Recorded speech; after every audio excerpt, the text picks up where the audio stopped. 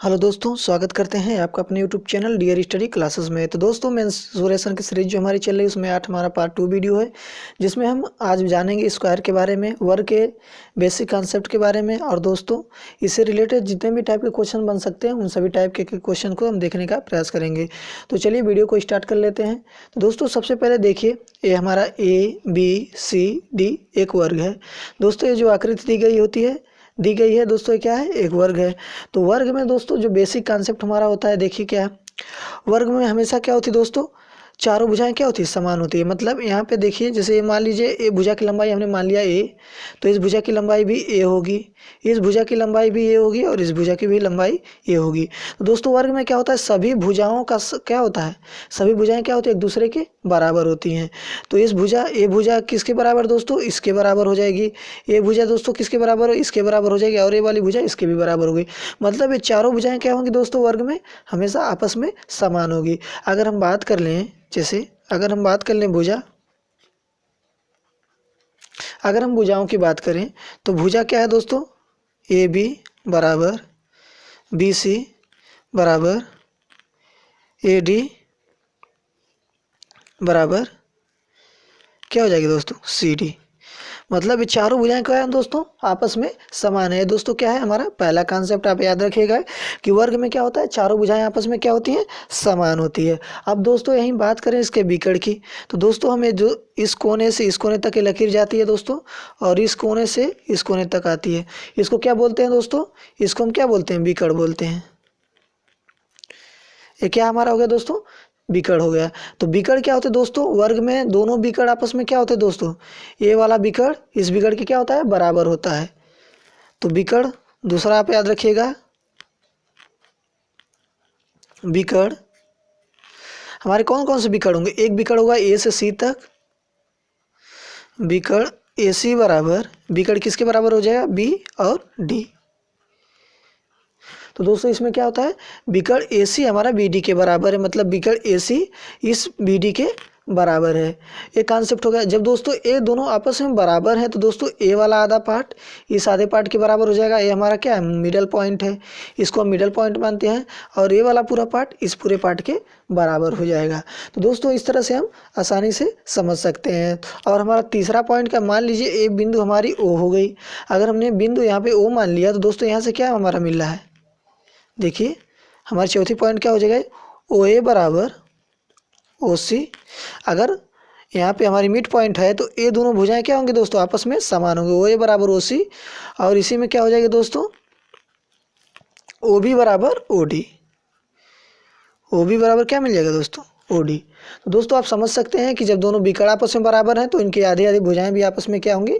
समान होंगी। अब हम बात करते हैं इसके फार्मूले की। दोस्तों आपने इतना तो समझ लिया। और दोस्तों एक कॉन्सेप्ट और है, एक चीज़, कि इसका प्रत्येक कोण कितने का होता है दोस्तों? 90 डिग्री का। प्रत्येक कोण कितने का होता है दोस्तों? आपका 19 डिग्री का। दोस्तों क्या होता है, वर्ग में प्रत्येक कोण कितने का होता है? 19 डिग्री का होता है। ये आप याद रखिएगा। दोस्तों अगर हम बात करें फार्मूले की, तो दोस्तों वर्ग का फार्मूला क्या होता है? अगर हम उसके क्षेत्रफल की बात करें तो वर्ग का क्षेत्रफल का फार्मूला दोस्तों क्या होता है? क्षेत्रफल के लिए अगर हम बात करें तो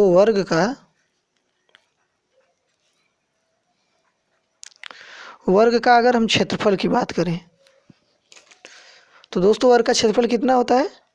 भुजाओं का स्क्वायर। अगर हम वर्ग का क्षेत्रफल निकालें तो क्या होता है? तो सबसे पहले आप, अगर हम जैसे आयत में पढ़े थे कि लंबाई गुणे चौड़ाई होती है, तो दोस्तों यहाँ तो दोनों भुजाएं क्या होती हैं? समान है। यहाँ जितनी ये भुजा है उतनी ये भी भुजा है। तो उसी कॉन्सेप्ट में हम रखेंगे A गुणे A, तो यहाँ से हमारा क्या मिल जाएगा? A square. मतलब क्या हो गया दोस्तों? भुजा का स्क्वायर। तो दोस्तों जब हम कभी बात करें कि वर्ग का क्षेत्रफल क्या होता है, तो वर्ग का क्षेत्रफल क्या होता है? भुजा का स्क्वायर कर देंगे, हमारा वर्ग का क्षेत्रफल निकल के आ जाएगा। अगर हम बात करें वहीं दोस्तों वर्ग के परिमाप की, अगर दोस्तों यहीं बात करें परिमाप की, तो परिमाप और क्षेत्रफल हमने आपको अंतर बताया था। अगर हमसे कुछ पूछ दे वर्ग का परिमाप कितना होगा, तो दोस्तों हमने आपको परिमाप के लिए बताया था। परिमाप में और क्षेत्रफल में अंतर क्या है?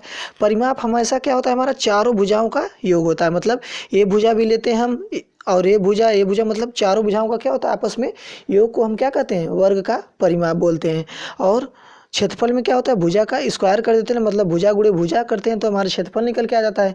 लेकिन सब वही हम अगर बात करें परिमाप की, तो परिमाप हमारा क्या होता है, चारों साइड की भुजाएं।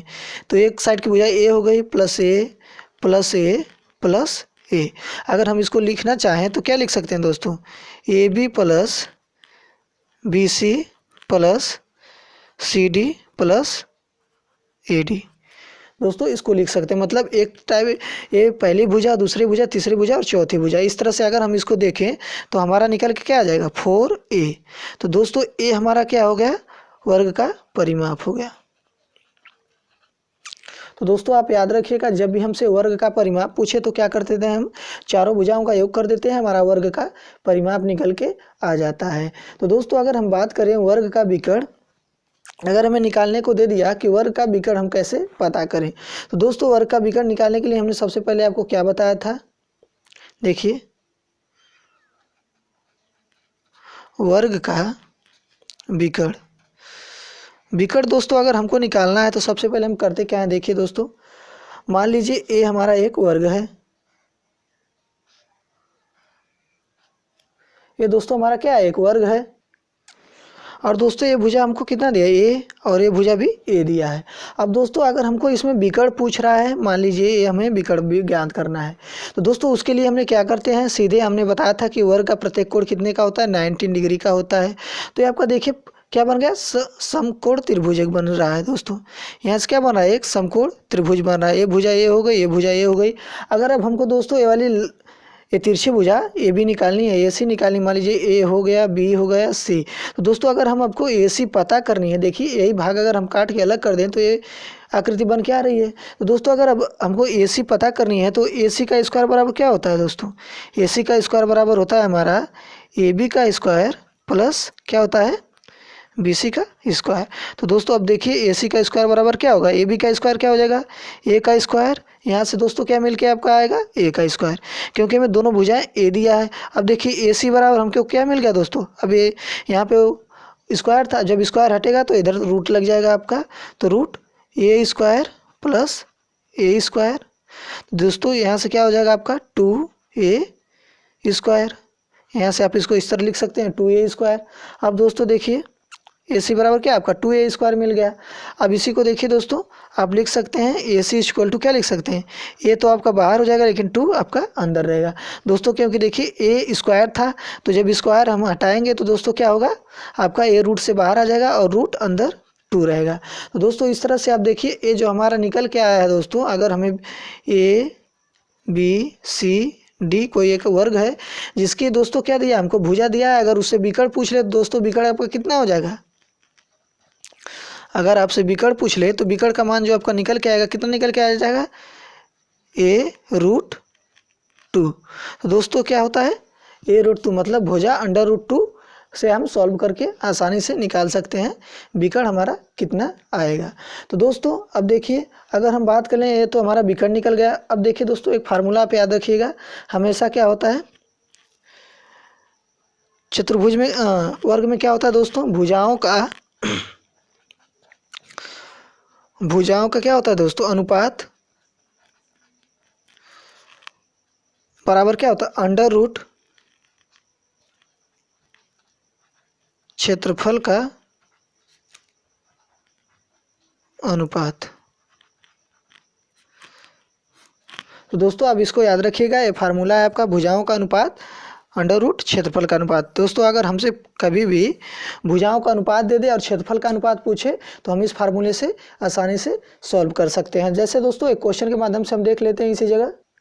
जैसे दोस्तों ये हमारा क्वेश्चन दिया, देखिए क्वेश्चन में क्या बोल रहा है, वर्ग के क्षेत्रफल का अनुपात 25 संबंधित 4 है, तो भुजाओं का अनुपात ज्ञात कीजिए। तो दोस्तों जब ऐसा क्वेश्चन पूछे, हमने सबसे पहले आपको ऊपर ये फार्मूला बता दिया है।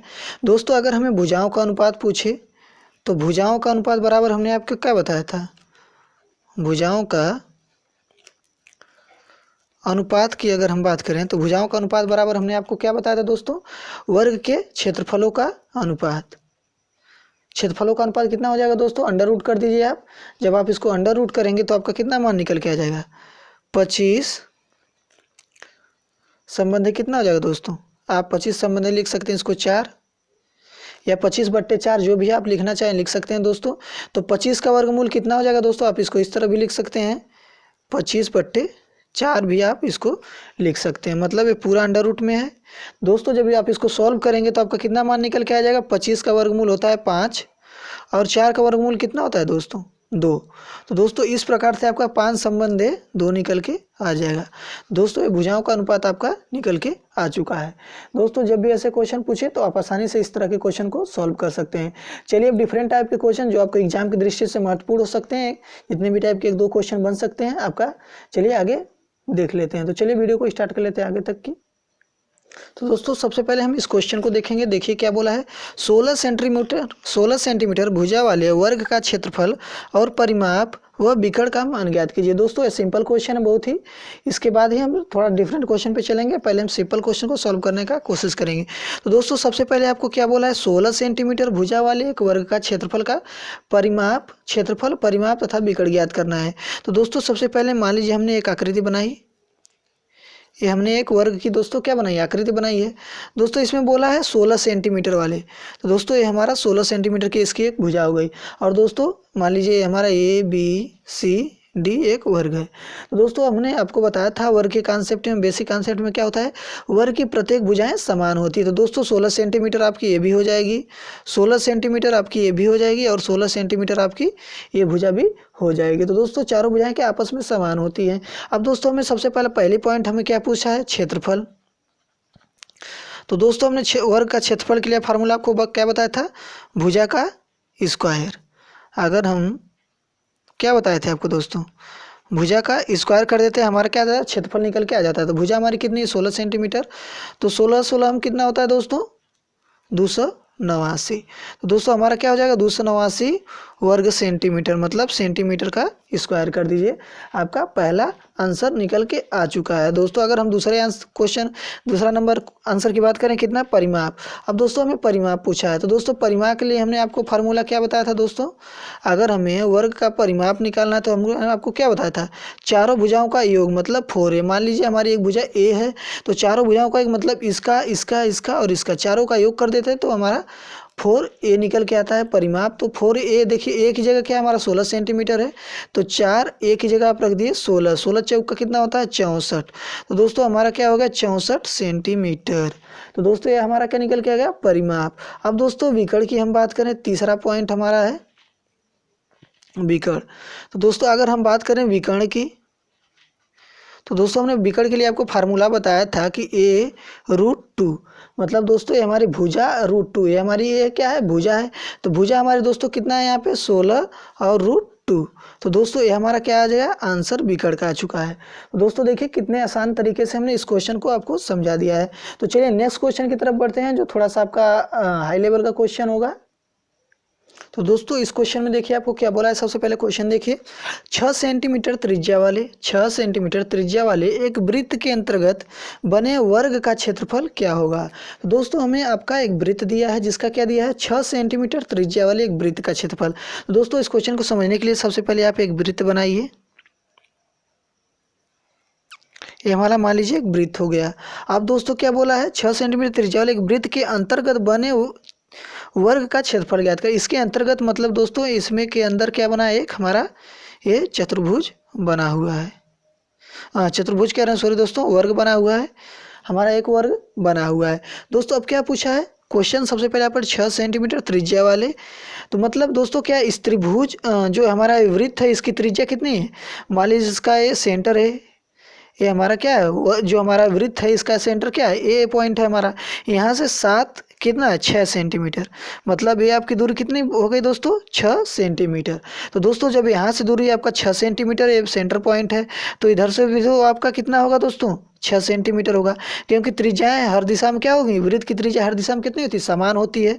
तो यहाँ भी आपकी ये कितना हो जाएगी 6 सेंटीमीटर। तो दोस्तों इस प्रकार से देखिए हमारा ये पूरा जो हमारा वर्ग है अंदर बना है दोस्तों, इस कोने से लेके इस कोने तक हमारा कितना होगा 6 यहाँ से यहाँ तक आया और 6 यहाँ से यहाँ तक, मतलब टोटल कितना होगा दोस्तों 12 सेंटीमीटर। इसका मतलब दोस्तों हमें क्या हुआ, वर्ग का विकर्ण मिल चुका है।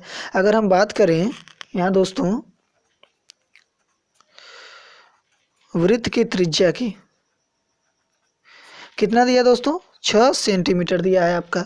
अब दोस्तों क्या वर्ग का अगर हम विकर्ण की बात करें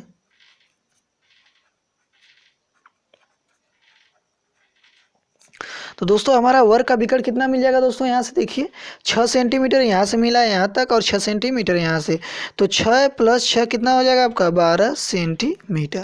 तो दोस्तों आपका निकल के आ चुका है 12 सेंटीमीटर। अब यहाँ दोस्तों हमें क्या मिल गया है, विकर्ण मिल चुका है। तो विकर्ण के लिए फार्मूला क्या होता है दोस्तों, वर्ग का विकर्ण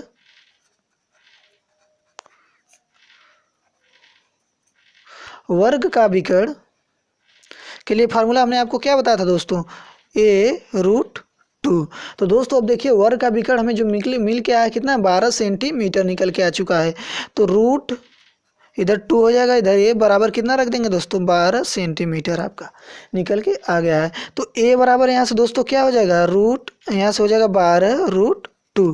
तो अब देखिए √2 से √2 ऊपर गुणा कर लीजिए, तो यहाँ से दोस्तों आपका 12 है, सॉरी यहाँ से आपका 12 हो गया, √2 हो गया गुणे √2 गुणे √2।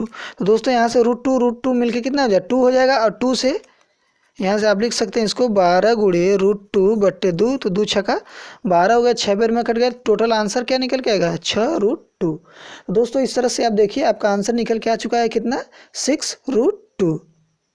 तो दोस्तों ये आपका क्या निकल के आ चुका है, वर्ग का एक भुजा निकल के आ चुकी है। a बराबर कितना निकल के आ चुका है 6√2। तो मतलब दोस्तों ये क्या हुआ आपका भुजा निकल के आ चुकी है, वर्ग की एक भुजा मिले। अब दोस्तों हमें क्षेत्रफल पूछा है, तो क्षेत्रफल के लिए दोस्तों क्या करते हैं, भुजा का स्क्वायर कर देते हैं। तो आप सीधे से सिंपली भुजा का स्क्वायर कर देंगे तो क्षेत्रफल के लिए क्या आपका मिल जाएगा। तो क्षेत्रफल के लिए क्या कर देते हैं दोस्तों, भुजा का स्क्वायर। हमें क्वेश्चन में क्षेत्रफल भुजा क्या पूछा था दोस्तों, क्षेत्रफल पूछा था। तो क्षेत्रफल के लिए भुजा का स्क्वायर आप कर दीजिए, तो भुजा आपकी निकल के कितनी आ चुकी है 6√2। अब इसका दोस्तों आप करेंगे स्क्वायर, तो कितना हो जाए 6 × 36, और 2 का स्क्वायर दोस्तों कितना होता है, √2 का स्क्वायर 2 ही होगा। तो 36 दूना कितना हो गया आपका 72 सेंटीमीटर स्क्वायर, क्योंकि दोस्तों हमारा क्या है क्षेत्रफल है। तो दोस्तों आपको कुछ नहीं करना था, ऐसे क्वेश्चन जब भी आपको देखने को मिले सबसे पहले हमने आपको वृत्त बनाया। वृत्त की क्या दी थी दोस्तों, त्रिज्या दी थी। तो यहाँ तक त्रिज्या सेंटर है वृत्त का, यहाँ तक त्रिज्या ये हो गई, और इधर से त्रिज्या ये, क्योंकि सभी दिशाओं में त्रिज्या क्या होती है समान होती है। अब उसके लिए वृत्त की त्रिज्या 6 सेंटीमीटर, और वृत्त का विकर्ण कितना हो जाएगा दोस्तों, वर्ग का विकर्ण कितना, दोनों को मिला देंगे 12 सेंटीमीटर। और वृत्त का विकर्ण का फार्मूला दोस्तों ये होता है, विकर्ण का फार्मूला ये हम 12 सेंटीमीटर के बराबर रखेंगे, तो यहाँ से a की वैल्यू आपकी 6√2 निकल के आएगी।